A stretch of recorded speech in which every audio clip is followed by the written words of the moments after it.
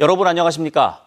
도내 코로나19 확진자가 어제 6명, 오늘 12명 추가돼 확산 속도가 심상치 않습니다. 강릉에서는 어제 기존 확진자의 접촉자 3명이 확진 판정을 받았고 오늘도 50대 3명이 대리운전, 헬스클럽 등과 관련해 추가 양성 판정을 받았습니다. 정선에서는 30대 신도와 자녀 등 교회 관련 3명이 확진됐고 양양에서는 기존 확진자의 가족인 6개월 아이와 40대 접촉자 2명이 추가됐으며 평창에서도 장례식장 관련해 50대 부부가 양성 판정을 받았습니다.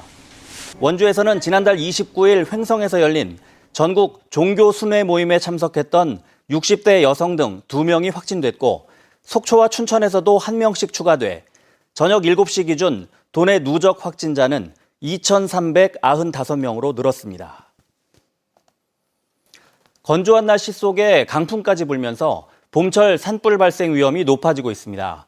2년 전 산불 이후 복구되고 있는 피해 현장을 돌아봤는데 지금까지 수십억 원의 예산이 투입됐는데도 완전 복구까지는 30년이 더 필요하다고 합니다. 박민기 기자입니다. 검붉은 불길과 함께 매캐한 연기가 사방으로 번집니다. 2박 3일 동안 계속된 산불로 인한 산림 피해는 345헥타, 인제 지역 역대 최대 규모입니다.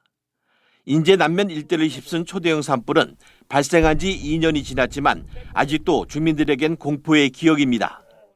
막상 이 지역에 대형 산불이 나니까 좀 끔찍했죠. 바람이 많이 부르니까 이게 산발적으로 한꺼번에 타는 거가 아니라 바람 많이 부를 적에는 불덩이가 튀어서 산등산을 막 이렇게 넘어가요.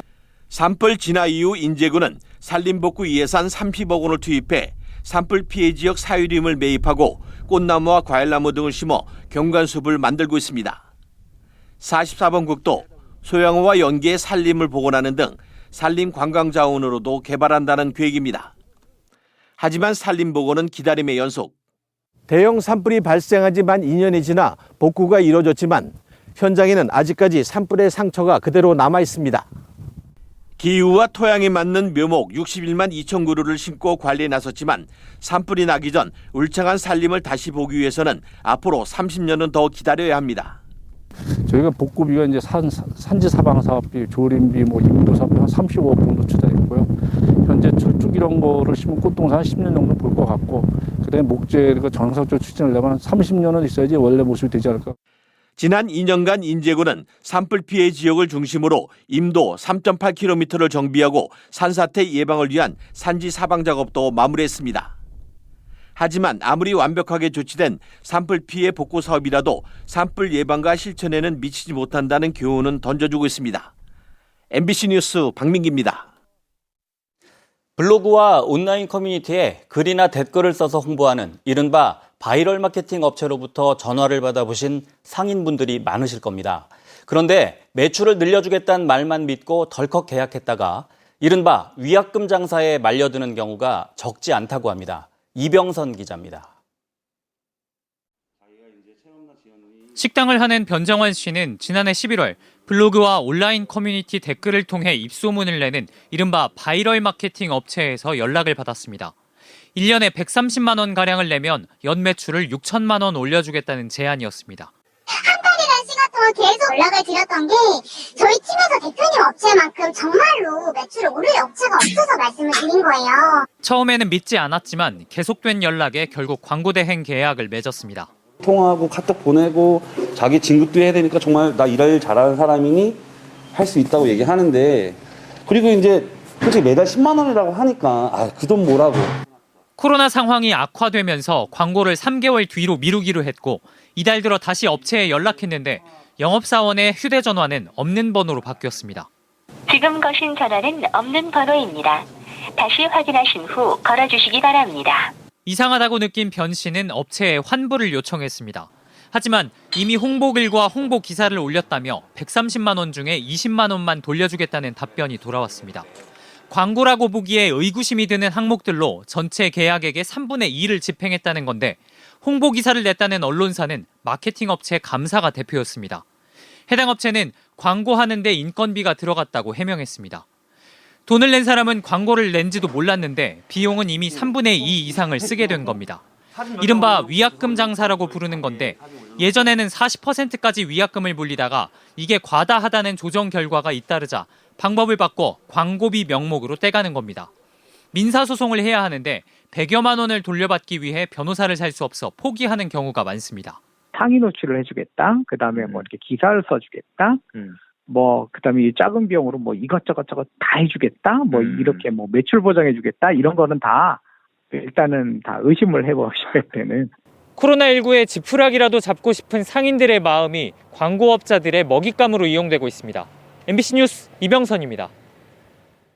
강원도가 코로나19의 신속한 역학조사를 위해 자체 개발한 전자출입명부 클린강원 패스포트 인증 건수가 1,000만 건을 넘었습니다.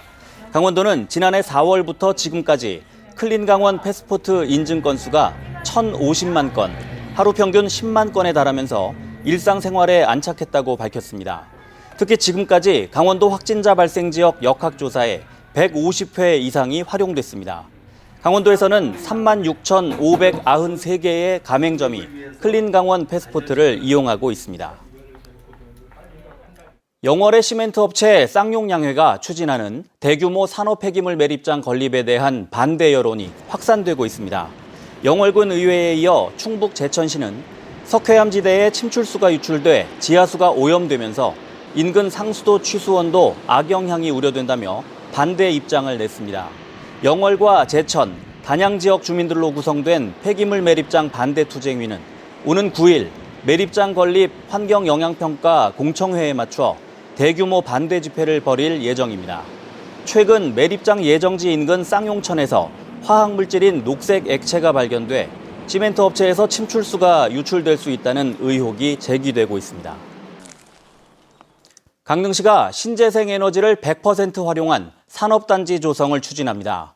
강릉시는 오는 7일 스카이베이 호텔에서 강릉 허브 거점단지 조성을 위한 강릉 에너지 허브 포럼을 개최하고 자립형 신재생 에너지를 활용한 스마트 그린 산업단지 실증 모델 구상에 나섭니다.